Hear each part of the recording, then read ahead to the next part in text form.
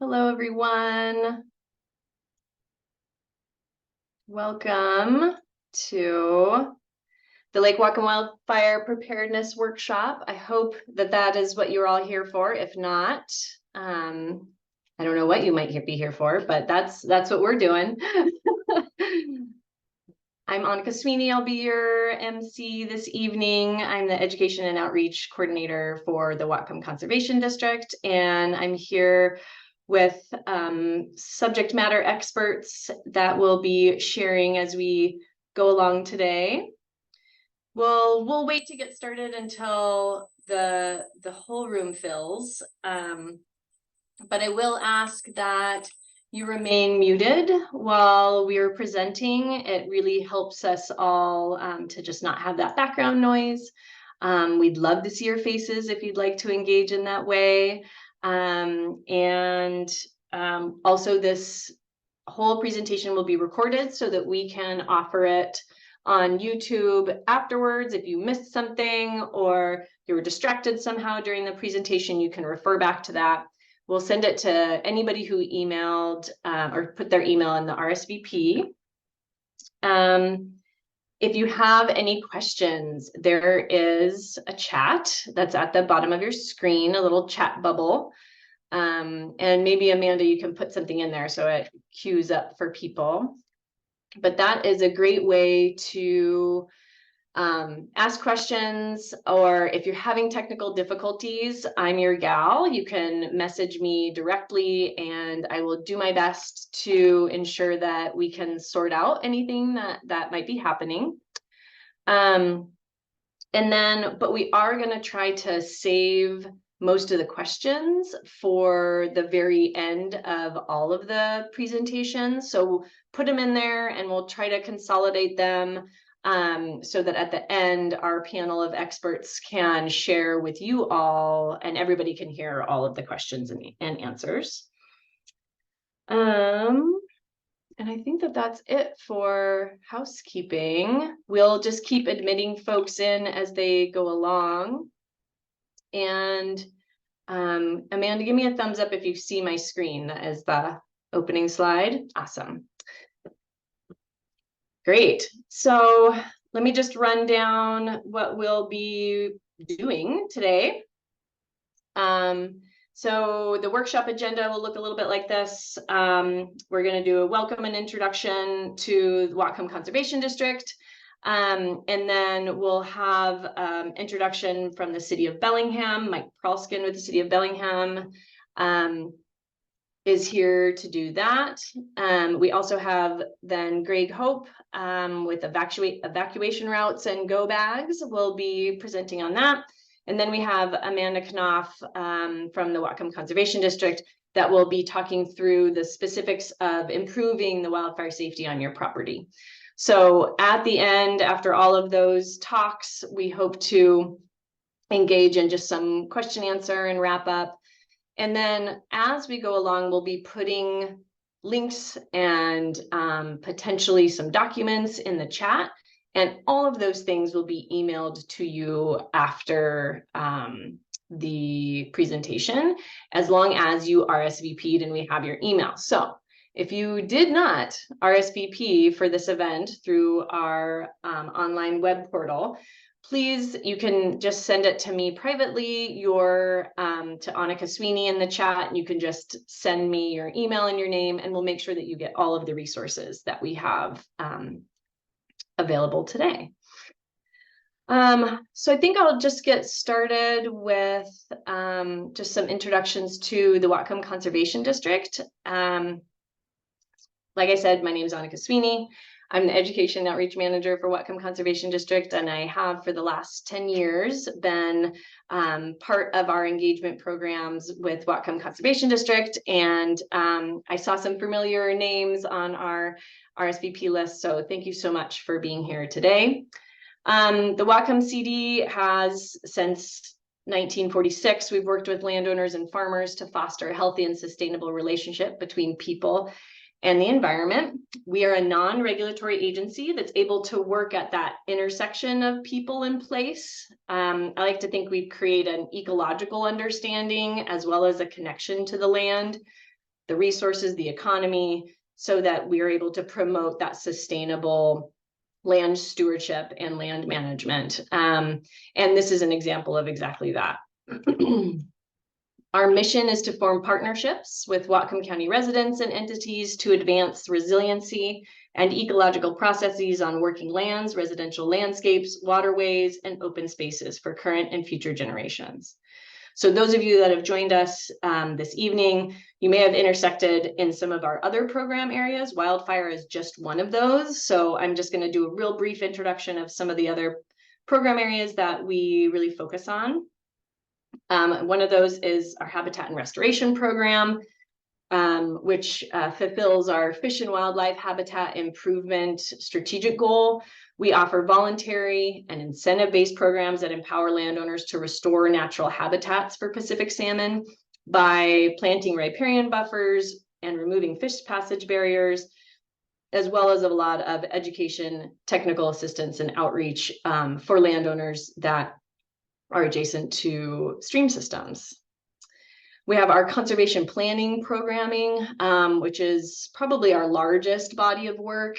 We offer free technical assistance to farmers to help with their management options and to help them understand current environmental laws, to help protect water quality, soil health, and habitat associated with critical areas. So we work a lot with farmers, offering both free technical assistance, and we have financial assistance to help them put projects on the ground.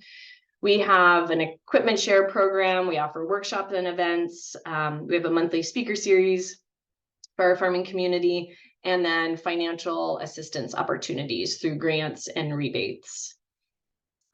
And then, you know, the best of all of our programs, if I have to say, because I manage them all, is our outreach and education programs that really focus on, we have community stormwater, we have other habitat improvements that are outside of riparian corridors. I support working lands productivity and conservation, and we work with adult and youth community members to focus on building sort of the knowledge, skills, and abilities to act as stewards of the natural resources, habitats, and of our watersheds.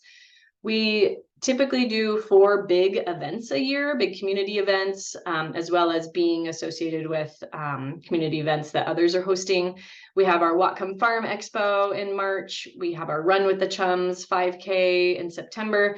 And we also are going to be hosting our 31st annual native plant sale this March as well. I think it's March 17th. I should have that number memorized, but I don't. We're just starting to get our native plant sale work all aligned right now, and the online sales will be going up soon.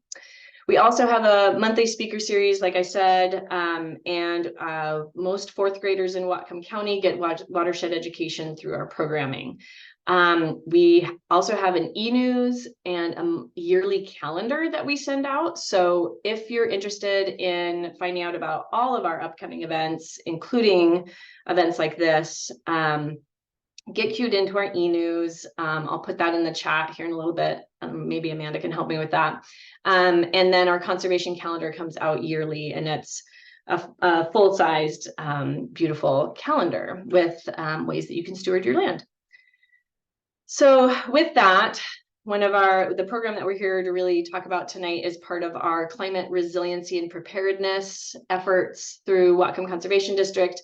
And this also includes a forest health initiative. We'll be hiring on a new forester in the next couple months that will be available for small scale forest landowners like yourself to look at disease and mortality and how that intersects with wildfire.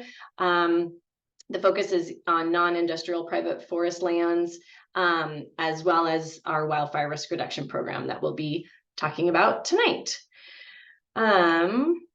And without further ado, let's pass it over, unless there's any comments or questions that I need to. Okay, awesome.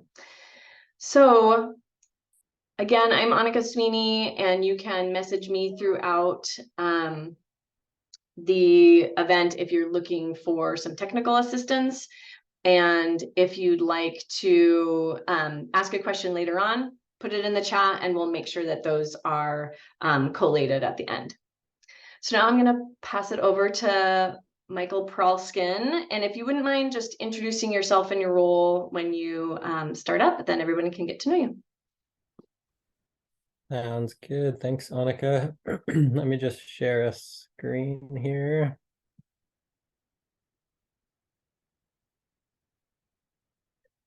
All right.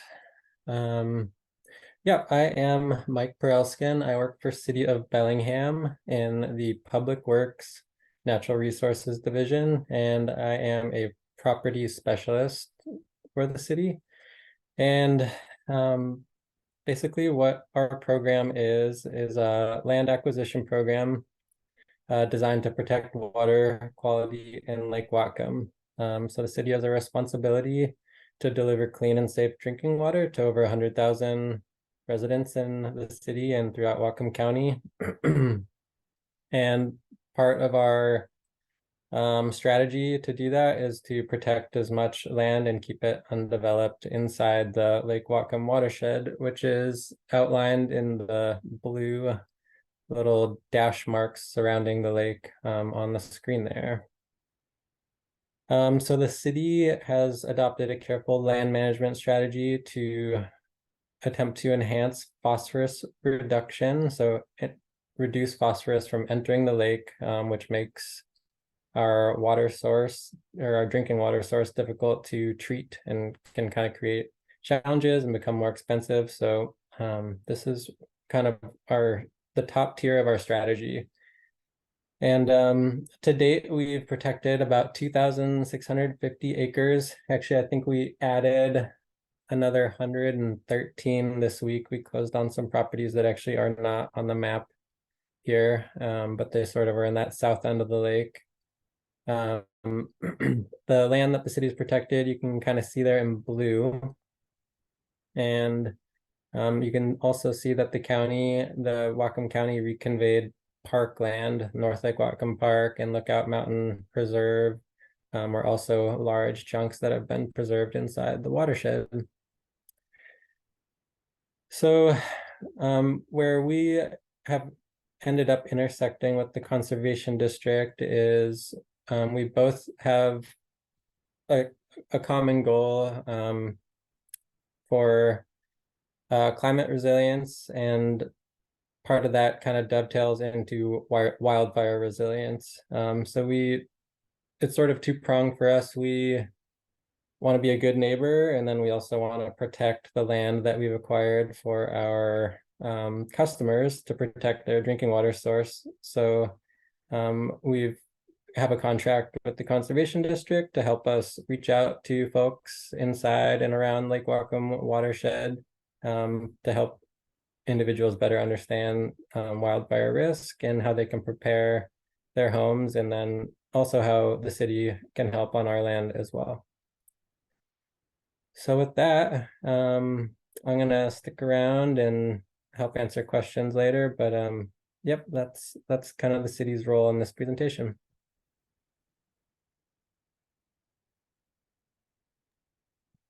All right, thanks, Mike.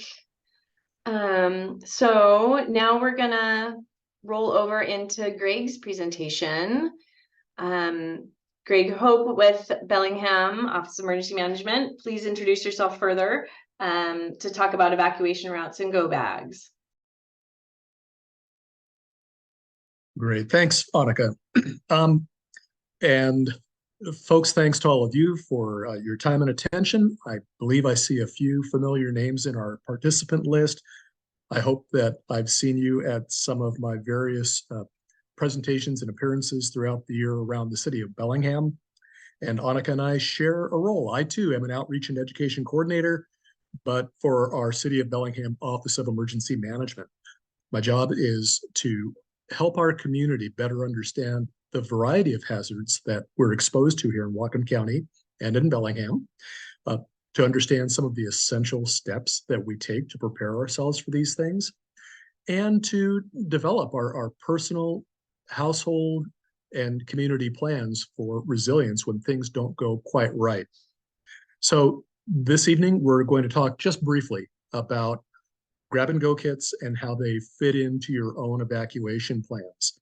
And let's keep in mind as well, it's mid-November, and so perhaps we're not thinking about wildfire risk, but that's going to be the context for what we're talking about tonight. And so we could be talking about evacuation as it relates to wildfire or flood or a number of other hazards. But tonight we're going to focus in tight on wildfire. So a grab and go kit. What is a grab and go kit? It's a term that we throw around a bit loosely, but I try to distinguish between that and something else that I keep urging the public to consider, and that's your 2-week ready supplies. There are reasons at various times and for various hazards to actually stay home and not evacuate, to shelter in your home. And for those kinds of events, when we're asking you to shelter, we want you to be ready to be there for up to 2 weeks with no reaching out to external sources for supplies. And so if we can all reach back to the very beginning of the pandemic in 2020, that's what we were being asked to do. As much as possible, stay inside, behind your own door, under your own roof, stay safe. And you need enough of life's essentials to get on for up to 14 days. A grab and go kit is different from that. As you can see from the slide, it's just enough to get you through 2 or 3 days away from home. And what goes hand in hand with that is it's sufficiently portable that you can do just what the name implies, and that is grab it and head out. This is when you have to evacuate rapidly from your home.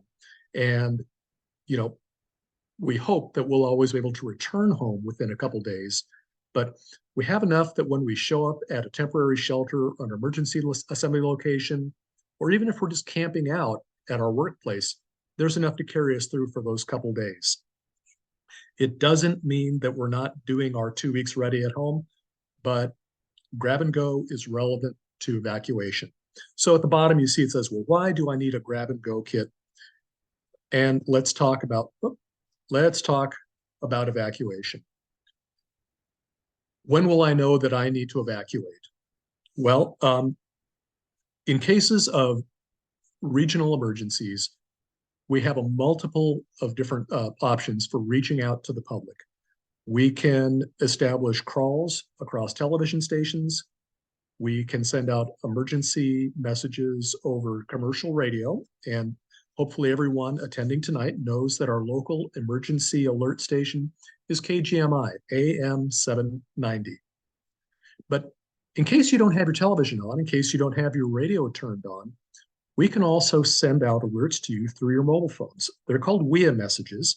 It stands for Wireless Emergency Alert.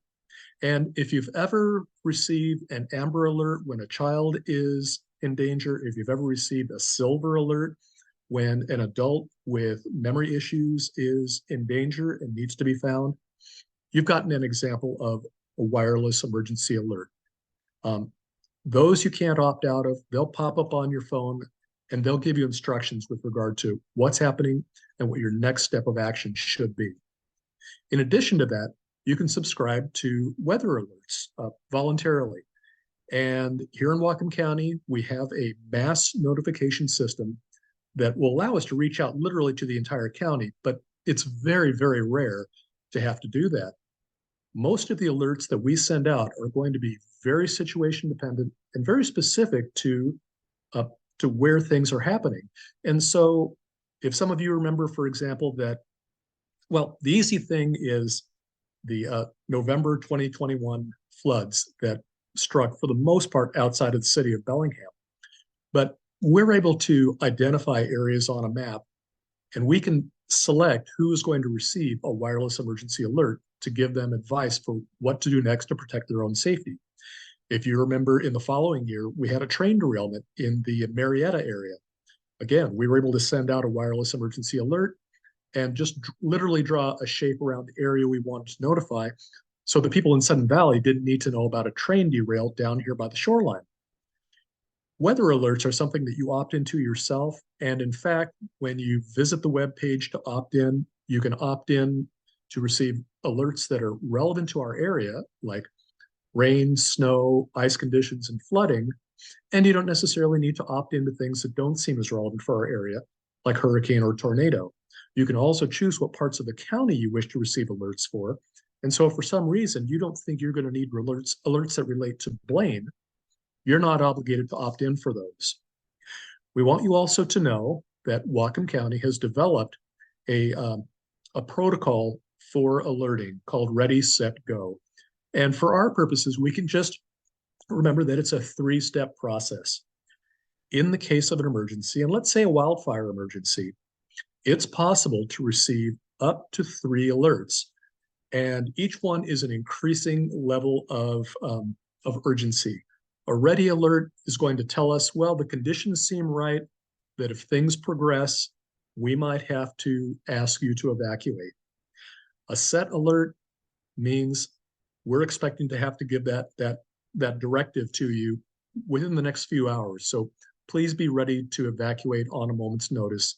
And as you would guess, that go alert means it's time now. Please reach for your grab and go bag, gather everyone in the household together. It's time to head out. Now, as I said, these things are dependent upon local conditions and location. So for example, when a wildland fire is in progress, our County Division of Emergency Management will also start to get micro forecasts from the National Weather Service, because with a hazard like wildfire, the prevailing weather conditions matter a great deal. Our winds are going to dictate which direction that wildfire follows in its path, and consequently, that's going to give us a sense of whom we need to warn to evacuate out of harm's way.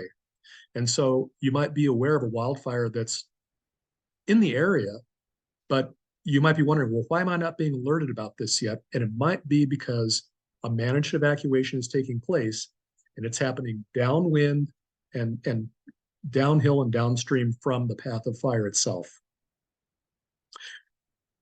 Do we have any examples that we can look at? Of course, we have the recent Blue Canyon fire down in Sudden Valley, but for the moment, I'd like for you to think back to that campfire that struck the city of Paradise in Butte County, California in 2018. The anniversary of that disaster was just 6 days ago. It happened on November 8th, 2018. You can see some of the statistics that I've gathered for you there on the slide. And the reason that it serves as a good wake-up call for us is, in a rough sense, the statistics that apply to Butte County, California are similar to our own in Whatcom County. So what we can do now is we can look at this tragic example and see the number of people that can potentially be impacted by a wildfire event. This lets us know that, yes, we're doing everything that we can through effective land management, through household management and mitigating hazard nearby our homes. And sometimes bad things happen anyway, despite our best efforts and our best intentions. And that's why we're ready to evacuate if that rare necessity should come up. What should be in that grab and go kit? Well, the essentials. Whenever we talk about preparedness, essentials mean food, water.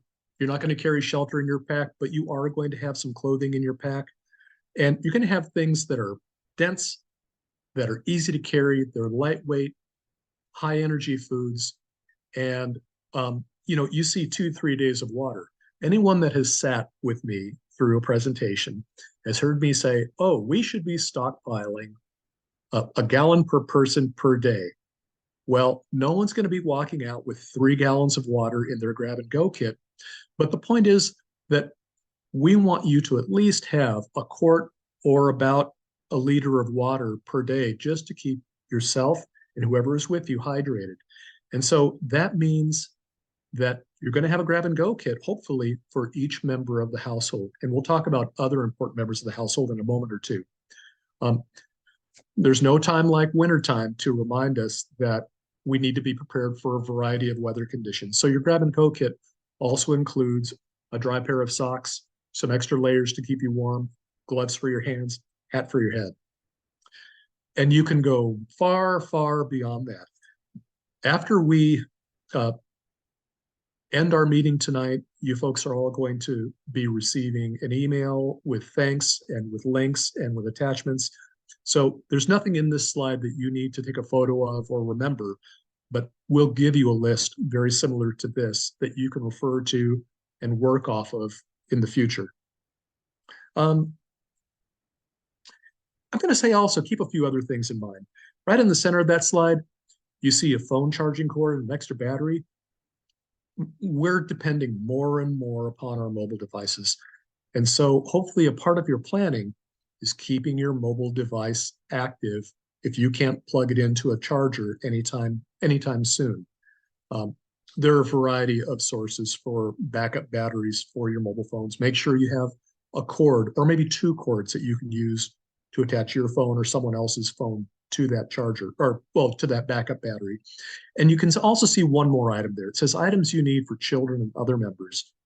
And so that's not just going to mean medications, a pair of reading glasses, but it might also mean just a few things to help everyone feel calm and collected and keep our attention turned away from some of the things that are a bit distressing.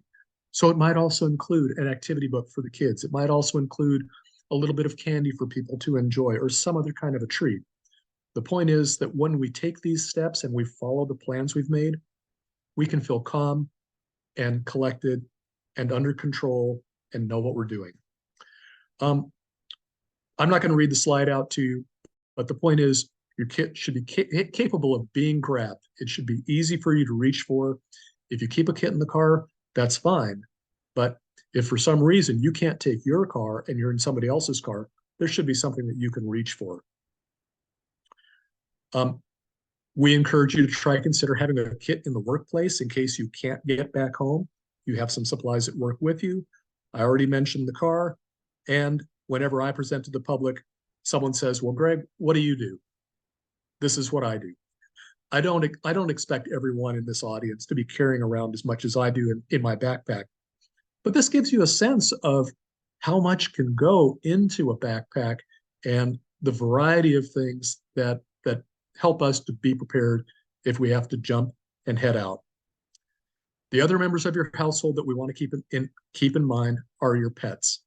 They need kits. Household pets sometimes need medications. They'll need food. They'll need water. You'll need a carrier for a cat. You'll need a leash. You'll need anything else that allows your pet to come with you and come quickly. If there are members of the household who have mobility needs, don't forget when you're evacuating that they might need a mobility device, walker, wheelchair, cane, crutches. I know of someone that has to be sure to bring a crutch because they're an above the knee amputee. We made it to the end, and you don't even have to take a photo of this. The materials that we have passed to Annika and Amanda are going to be passed on to you. They're going to have all of these links for you to reach out to. Briefly, the link at the top is where you can go on the web to sign up for those optional weather alerts that you can opt into on your own. That mil.wa.gov is a link to our Washington State Emergency Management Division, from which we get a lot of our information and which has a lot more preparedness information for you for all kinds of hazards and events. Ready.gov is what we also call FEMA. That's the federal government. And the FaceTube link and the YouTube link are two different videos relating to grab and go kits and being packed up and ready to evacuate. You can watch those at your leisure. And my final word is that as a resident of the city of Bellingham, I'm available to you. I'm in our public library twice a month talking about just these kinds of topics. If you are a patron of Bellingham Senior Activity Center, I'm there once a month as well. And the information that you receive will include contact information for me. And I'd be delighted to see as many of you as are interested at any public event where I show up to talk about these things. Thank you for your time and attention.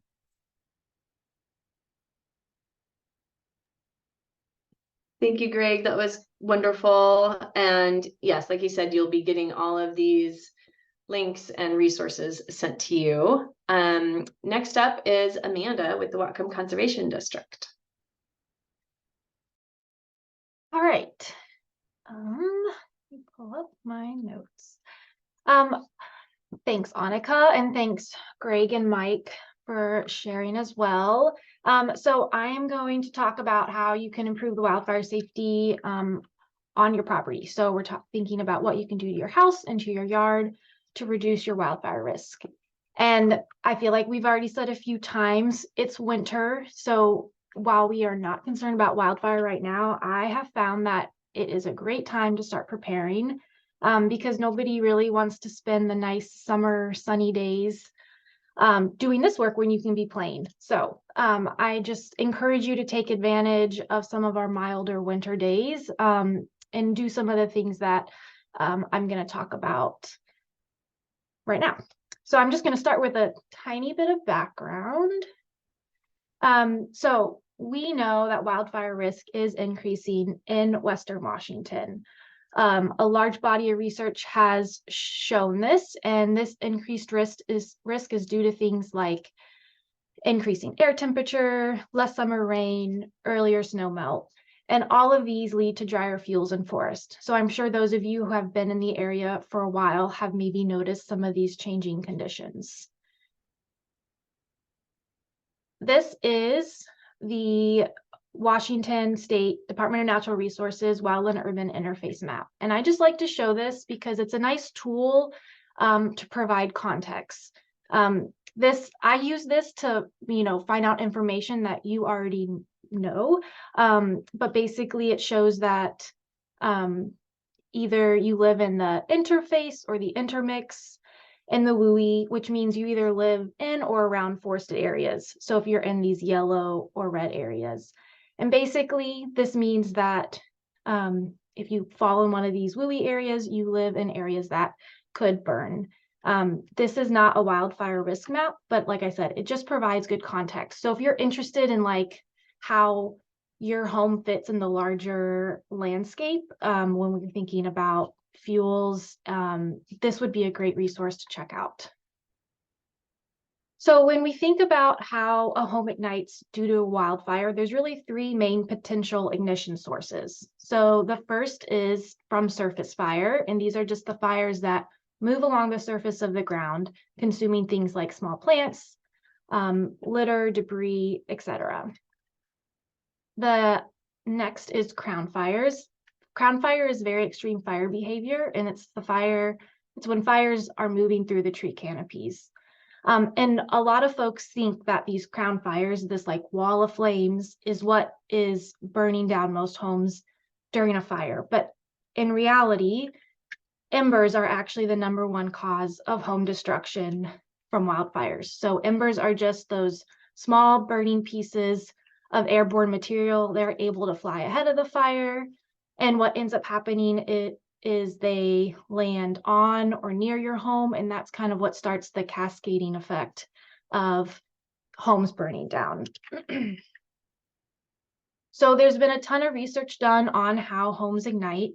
And research shows that a home ignites due to the condition of the home and everything around it up to 100 feet from the foundation.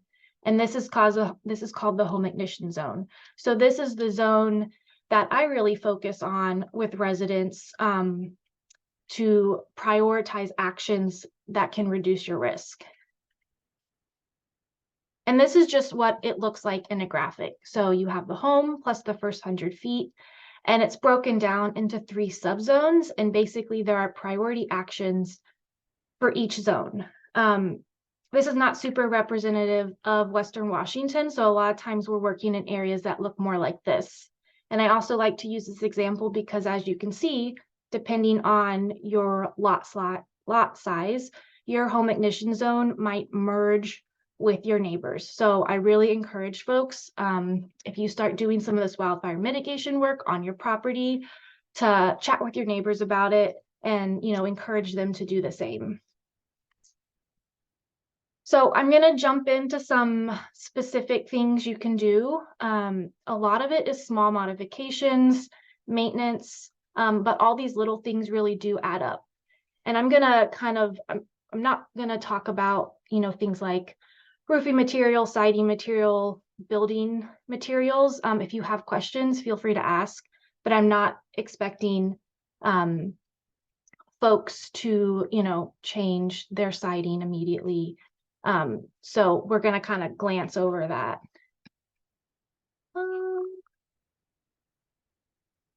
Okay, so the main thing with the roof is maintenance. So keeping your roof clean of flammable debris and keeping your gutters clean. The roof is is the largest, it has the largest exposure and surface area. And so it's the most vulnerable for those reasons. So I just encourage folks, before summer, before it starts to get really hot and dry, do a once over on your roof.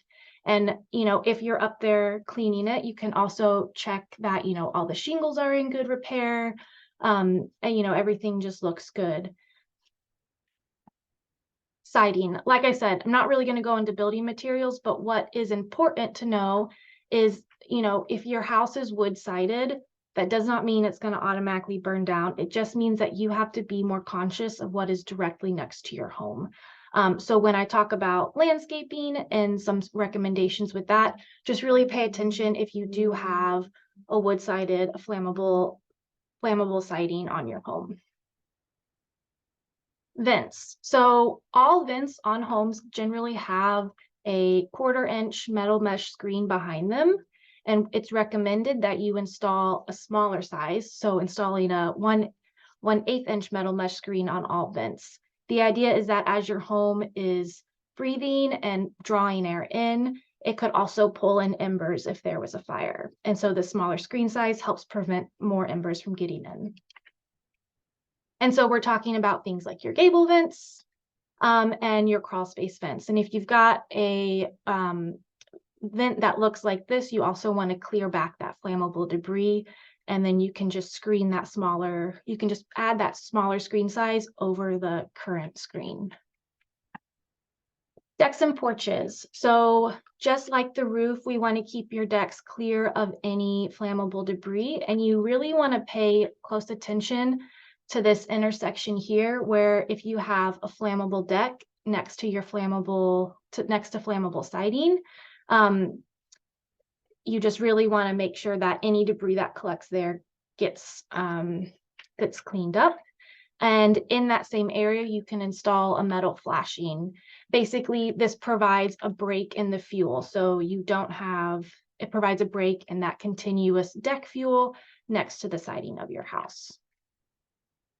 And then ideally, you're never storing flammable material under decks or porches. I know under decks and porches is a really convenient place to store things like wood. But in the event of a fire, if you have something like what is pictured here, you just have really nice dry wood under a wood deck. So ideally, the entire area under your deck is non-flammable. Speaking of firewood, I know we are getting into that cold time of year, so we understand that during the winter, you are not going to want to walk far out to get your firewood, but once we move into summer, it's recommended that firewood be stored at least 30 feet away from the house. So if you don't have that space, that 30 feet, if you have a smaller lot or whatever, just storing your firewood as far away as possible, or thinking about alternatives like storing it in a weatherproof box. So once we move away from the home itself, the recommendation is that the first 5 feet be non-flammable. So you can do things like rock mulch. Some people do pavers or like large stones. I know a lot of folks have really beautiful flower beds in this area. And so what I recommend, because I know a lot of folks don't want to go up and just rip out all their plants, is that you take a walk around your house, look at the flower bed, and first see if you have any big bushy plants. That would be my first recommendation. If you're going to remove things, remove any big bushy plants, and then see what you might be able to take out and how you might be able to break up that fuel so you don't have a continuous fuel source around the house. And then just kind of slowly work towards reducing anything in the first 5 feet so that you don't have, again, that continuous source around your house. And that's kind of a compromise that I talk with folks a lot about. And if you have something like this, so just natural landscaped, you can just rake back those dead leaves and pine needles from the house and give yourself a buffer that way. And then mulch. So, you know, if we want the first 5 feet to be non-flammable, that includes mulch. So you can use it elsewhere on your property. But again, in the first 5 feet, it's not recommended. A lot of folks will use a rock mulch instead, or they just won't mulch at all. So I'm going to get into kind of some landscaping recommendations. We live in such a productive part of the country. I don't expect you to not have, you know, a landscaped area of your home. You just have to be more conscious about what you're planting and where you're planting. So the two main things with landscaping, and here we're really thinking about the first 30 feet from your home. So that kind of 5 to 30 foot zone. So you want to be breaking up fuels both horizontally. And so oftentimes that can look like this. So we see continuous fuel source up to the house. And so, you know, we would think about removing some of these plants. And some ways to break up the fuel horizontally is to do things like planting clusters. You can incorporate rock features. A lot of people have like gravel pathways throughout their yards. Those are great. And then just also keeping your grass short. So grass can serve as a fuel break if you keep it short. So ideally under 4 inches in the summer. Yes, grass will burn if it's dry, but it won't put off a lot of heat. It won't have high flame lengths. So we do consider, you know, grassy areas kind of a way to break up the fuel in your yard. And then we also want to break up fuels vertically. So here we're specifically thinking about breaking up ladder fuels, which is basically any fuel that allows the fire to move from the ground up into the tree canopy. So this is something I see a lot, you know, some low-hanging cedar branches and then some bushes underneath. So here you can break these up by doing any combination of, you know, pruning up the tree branches, pruning back the bush or removing the bush, and just, you know, over time, keeping an eye on that and making sure that you're disconnecting those fuels. And then we always like to encourage folks to use native plants in your landscaping. You know, a native plant tends to be adapted to our area, which makes it, which means it thrives under our local conditions and generally less flammable. No, little caveat here, but no plant is actually fire resistant. So we talk about, you know, using fire resistant native plants, but any plant will burn if it's hot and dry enough. But there are some characteristics that make plants a little less fire resistant. And so this table here is a scale of, you know, plants that are more fire resistant to less fire resistant. And then some characteristics of these types of plants are, you know, those that have higher moisture content in their leaves. They have little buildup of dead vegetation. They're more resistant to drought, and they have low compact growth forms. And then on the flip side, some plants that tend to be more flammable are those that are water stressed, accumulate dry and dead material, and they often have high oil or resin content. And so some examples that I see locally a lot are things like juniper and arborvitae. And both of these, you know, if you open them up, you see that they hold a lot of dead and really dry material, which means they're going to burn for a while, and they typically burn pretty hot. And then we also have examples like Scotch broom and blackberries. So if you're able to control the invasives like these, you kind of get the double benefit of promoting native species and plants that are more fire resistant. So beyond the landscaped area, so kind of, you know, if you have your landscaped area and then you kind of have some woods or some more natural areas, we have some recommendations for that area as well. And those include things like disposing of any heavy accumulation of dead plant material, like piles of slash or blowdown. Some folks really like to have wildlife piles, and those are great. We just recommend that they not be within the first 100 feet around the house. And then if you have forested area, walk around your forest. If you have unhealthy stands of trees, consider removing those. If you have dead trees, we recommend no standing dead trees within the first 100 feet of the house, or if they are dead standing, we don't recommend that they be anywhere where they could fall on the house, your neighbor's house, or on a road and block access or exit. So those are my recommendations. And I just wanted to share some of the Conservation District's wildfire resources. So the Conservation District offers risk assessments, which basically means that somebody comes out, we walk around your home and your property, and then you get a report of action items, a lot of what we talked about today and some additional ones that is specific to your home. If you are in a community that is interested in doing wildfire risk reduction work, we help with the Firewise USA program, which is a national recognition program for communities doing risk reduction work.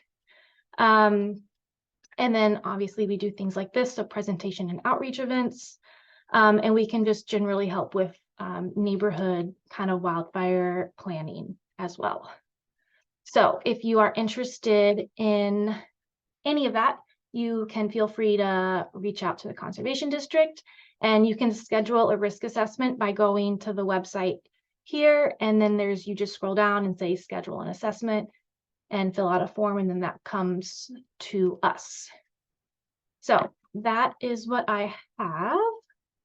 I tried to go through it quick so we had plenty of time for questions. And I will stop sharing my screen. Great. Thank you, Amanda and Mike and Greg. Super helpful. I have been putting some links in the chat as we've been going along, but there's also some questions that folks have been putting in, so I'd love to be able to address those if we can. And so let me start with those that are in the chat first, and then for those of you on the screen, feel free to just put you can do the little hand dealy bop that's down at the bottom, reactions, and then put a hand up and I can call on you, or you can just turn off your mic or on your mic and I'll know that you're hoping to speak. So there is from iPhone, what about the phosphorus in the lake and in sediment, and who is managing that internal phosphorus? So I will say that the Lake Whatcom management program that I'm going to put the link in the chat right now is who is really running all of the phosphorus reduction collaboration. And I encourage you to check out whenever they have open public meetings, which they're all open public meetings, to attend those to get more information. I would say specifically in Whatcom County, at least, that the Kathy Craver with the Stormwater Division there is sort of charged with addressing the TMDL, which is for phosphorus, total maximum daily load. And they would be a great person to reach out to. But again, I think that website for the Lake Whatcom Management Unit will provide a lot of information and answers. And then, should we be concerned about runoff into Lake Whatcom from wildfires? Example, the one earlier this fall in the southeast end of the lake. Mike, did you want to address that, or? Sure. Yeah, I think, yeah, first and foremost, yeah, anytime there's an opportunity for extra phosphorus to enter the lake or extra sedimentation, that's something that we want to look at really close. And for that reason, I think we treat wildfire probably a little different inside the watershed than maybe we would if, some of those areas were further away. Maybe we'd tend towards suppression in certain instances if it's near like a waterway, because yeah, we do want to avoid any sort of bare soil. That particular fire at the lake, I wouldn't really consider that one a stand replacing fire. It occurred in a pretty mature forest. There's still a lot of trees that survived. There's still really great canopy cover. So yeah, I think it's not something we're really looking at too close at this point. Great. And then from Steve as well, I recently discovered that chemicals used in tires are toxic to salmon. It's true. There is a whole initiative around keeping your tires inflated because the dust that can come up of tires that are not inflated enough, that runoff can be toxic for salmon. So way to stay on the current events, perhaps for fish and other wildlife too. Maybe there's a lot of submerged tires at the marina in Sudden Valley, and should that be removed? I do not have the answers to that. I can speak to that really quick. Okay, great. Yes, there are a lot of tires submerged in the Sudden Valley Marina. I think in particular, yeah, it's the tiny little dust particles that are created when the tire is actually wearing. I mean, there's no way that having tires in the lake is a good thing at all, but I think in particular for fish, that is where the issue is created, is that dust when the tire is actually spinning around. And it's like the finer material that's coming off of that. Yep. But again, that Lake Whatcom Management Program site has lots of resources there, and again, and contacts for people, and staying updated on their e-news. They have the Lake Whatcom Lowdown with news and events that are current to issues like that. And again, all their meetings are public, so please feel free to attend those. Okay, so now there's a few for you, Greg. Susan asks, I have quiet hours set up on my quiet hours set on my phone or on my alert. Will important alerts ignore my quiet hour settings on her phone? I don't have a really satisfying answer for this, but if you don't mind, I'm going to pull up a real quick screen share. Do it. And this is taken from an iPhone. As you can see, if you go into settings on your iPhone and then notifications, way at the bottom of that list, you're going to see some options for government alerts, as you see here on the screen. And by default, all of these are on. You have to make the choice to turn them off. And so as long as they're on, they should get through your do not disturb times. Right now, I can't speak to Android, but for the sake of our time this evening, I'll encourage you, please reach out to me. I'm happy to meet with you and work with you and make sure that the things that you want to get through are getting through. I'm going to stop my screen share and hope that that's not too dissatisfying, and ask Annika for the next question. Oh, geez. No, that was actually, I did not know that. If anybody has an Android and can give us a tutorial on how that works, that would be helpful too. Then a question, how often are these alert systems tested? Well, the systems work at different levels, and the systems are accessible by different government entities. So we can activate alerts on a local basis here on the county or even the city level, but then also the state of Washington can send through an alert on our system. We got some of those during the pandemic disaster. And then at a higher level, the federal government can actually send an alert through on a nationwide basis. Some of you might remember that a test of that system did happen earlier this year, about a month ago. Mm-hmm. And so that's supposed to be tested on an annual basis. You should expect to see something come through your phone. And these emergency alerts, they'll have a tone that is unique and different from any of your typical notifications, like an incoming text or an incoming email. On a local basis, we're not testing our wireless emergency alert system. However, you can opt in, and at least once a year, we test our tsunami sirens, our AHAB sirens, a very different hazard, but still connected to our alert system. And on that day, which is the third Thursday in October, even if you can't hear that siren wailing, you should be getting an alert on your telephone somewhere between 10:15 and 10:20 in the morning.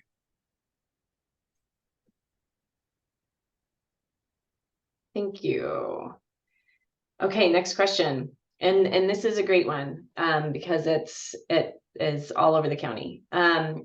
David asks, your recommendations regarding plant material near houses makes a lot of sense. However, they appear to be contrary to a number of the HOA requirements, specifically in Semiahmoo. Specifically, they cannot remove trees that are further than 10 feet from the house without explicit permission from the HOA. This is not uncommon. And to date, they've been very resistant to such removals. Do you have any advice on how to address this issue? So I have some comments on that, but I'm gonna let Amanda chat for that one. I mean, like Annika said, there are a lot of communities that have old bylaws or whatnot that don't allow a lot of our recommendations to be done or require permission. So no, you are not alone. What I always say and what the research has shown is, you know, any work you can do within the first, you know, the area around your home that you're allowed to do work in is beneficial. And then for, you know, those trees that are closer to your house, you know, you might not be able to remove them without permission, but you can do things like prune up low-hanging branches. If you've got limbs overhanging or touching your house that you're able to prune, I would recommend doing that. And then just really, you know, if you have this kind of 10 feet that you can work with freely, I would say focus on that area, really look for ladder fuels, look at reducing, you know, the continuous fuel across your yard. And then I know I have worked with a lot of folks who use our assessment as a way to say, you know, hey, we're concerned about these trees. This is what was recommended from the conservation district. And they have used that to move forward. That's kind of the on the ground recommendations that I have. Annika, do you want to add your thoughts on that? Sure. I think it's an ongoing challenge of trying to balance the needs for infiltrating stormwater and protecting watersheds through native vegetation and reducing the wildfire risk to your home. So it is a balance of those two things.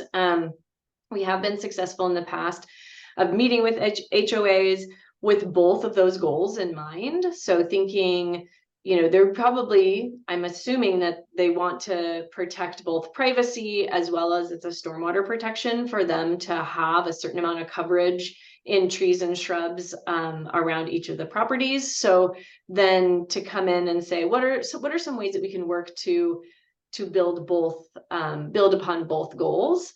And so as an HOA, you can be a Firewise community, which is a national recognition. That was the word, it was not coming out of my mouth. And a way for your community to build an action plan to develop a program that can try to balance those things. So look into Firewise USA.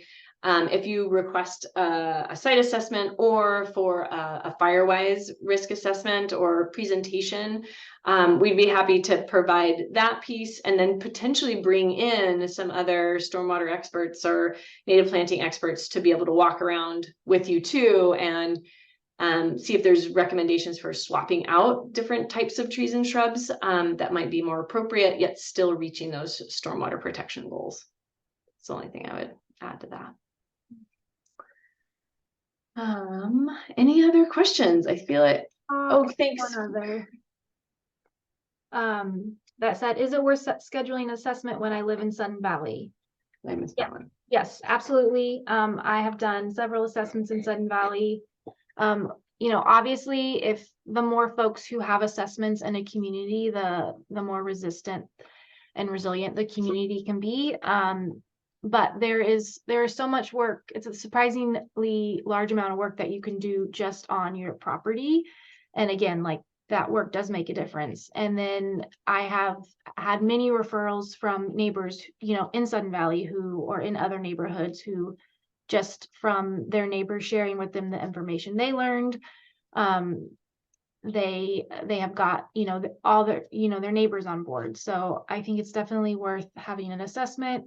learning more about what you can do on your property, and then maybe just using that assessment as a tool to share with your neighbors and other folks in your community.